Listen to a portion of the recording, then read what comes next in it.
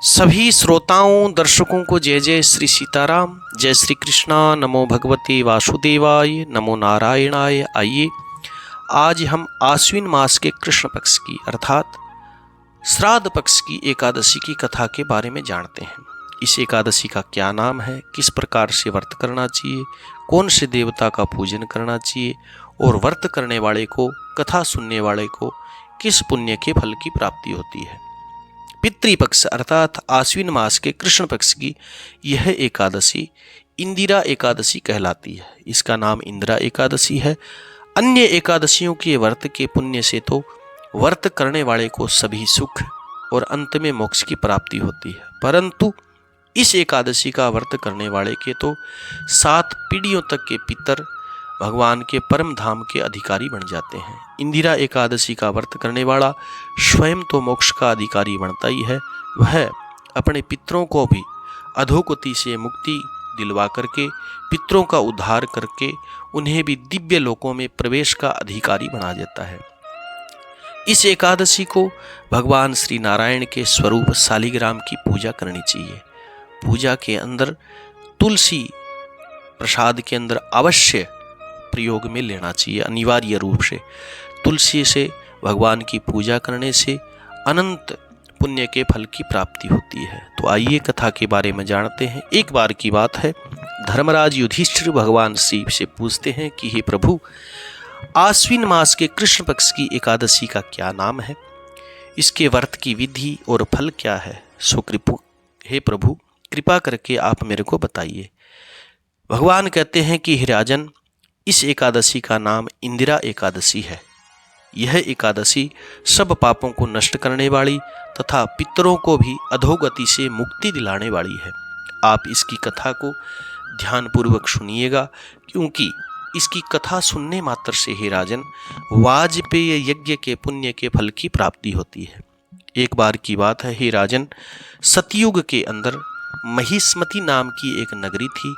उसमें इंद्रसेन नाम का एक राजा था, बड़ा प्रतापी, धर्म पूर्वक अपनी प्रजा का पालन पोषण करने वाला था।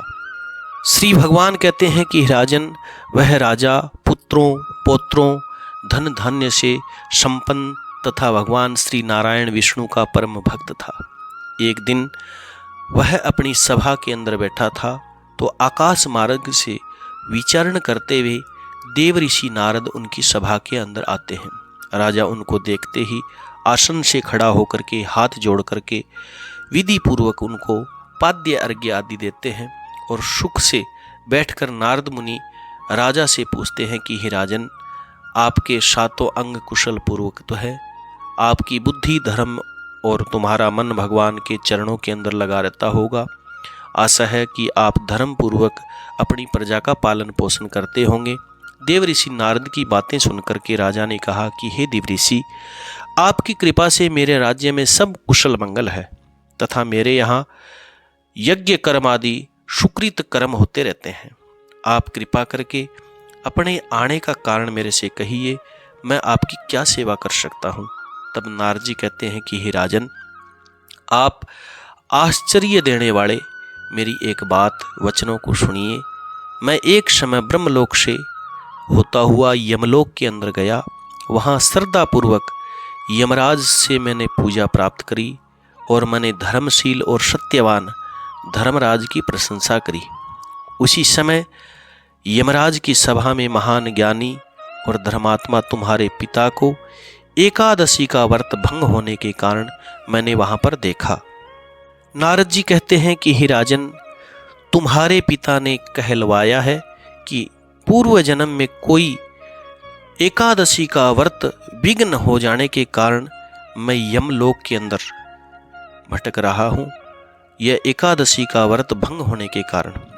हे पुत्र, यदि तुम इंदिरा एकादशी का व्रत मेरे निमित्त करके और मेरे को उसका पुण्य फल दोगे तो मुझे स्वर्ग की प्राप्ति होगी। तब राजा कहने लगे कि हे देव ऋषि, आप इस एकादशी की विधि और महात्म्य मेरे से बताइए। भगवान कहते हैं कि हे धर्मराज, नारद जी राजा इंद्रसेन को एकादशी का विधि बताते हैं। नारद जी कहते हैं कि हे राजन, आश्विन मास के कृष्ण पक्ष की 10वीं के दिन प्रातःकाल सूर्य उदय से पहले उठ करके श्रद्धा सहित स्नान करना चाहिए। इसके बाद में दोपहर को भी स्नान करना चाहिए। उस समय जल से स्नान करके बाहर निकल के श्रद्धापूर्वक पितरों का श्राद्ध तर्पण करना चाहिए। एक समय एक दशमी के दिन भोजन करना चाहिए।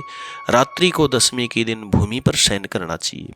दूसरे दिन अर्थात एकादशी के दिन प्रातःकाल अपने नित्य कर्म करके दांतुन आदि करके स्नान करके उसके बाद में भक्ति पूर्वक व्रत का संकल्प करना चाहिए। संकल्प करते समय भगवान से श्रद्धा पूर्वक प्रार्थना करनी चाहिए कि हे प्रभु, आज मैं निराहार रहूँगा, समस्त भोगों का त्याग करूँगा, कल मैं द्वादशी को भोजन करूँगा।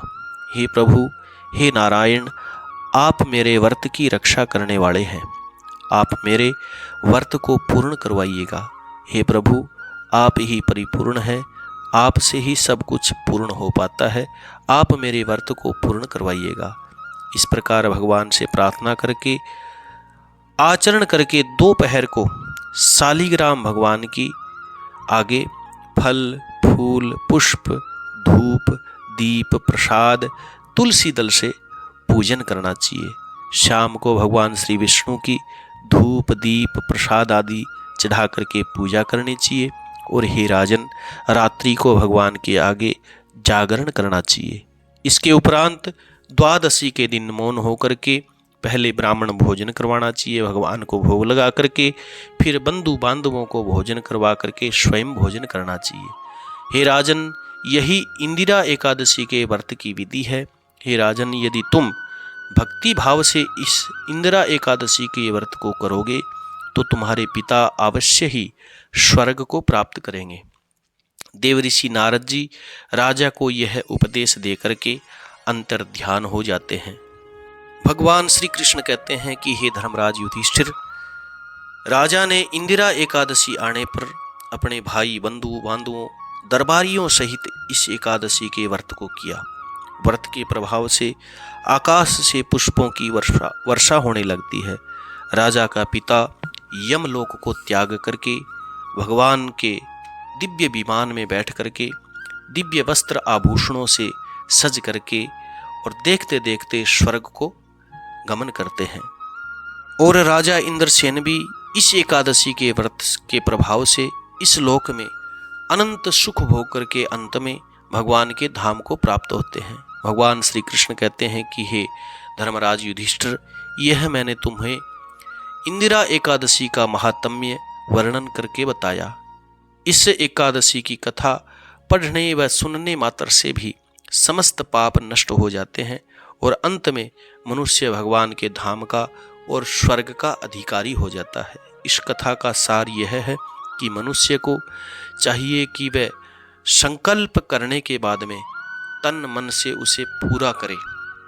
अगर किसी कार्य का संकल्प करके उसको तोड़ दिया जाए तो वो उचित नहीं, उससे अधोगति की प्राप्ति होती है। इसलिए जो भी मनुष्य संकल्प कर ले, दृढ़ निश्चय कर ले, उसे अवश्य ही पूरा करना चाहिए। जय जय श्री सीताराम। नमो भगवते वासुदेवाय, नमो नारायणाय। कथा सुनने के बाद में कथा को लाइक करें, शेयर करें, कमेंट में भगवान श्री का नाम अवश्य लिखें और जिन्होंने सदस्यता नहीं ली, सब्सक्राइब नहीं किया चैनल, वो सब्सक्राइब जरूर करें। जय जय श्री सीताराम। जय श्री कृष्णा। नमो भगवते वासुदेवाय, नमो नारायणाय।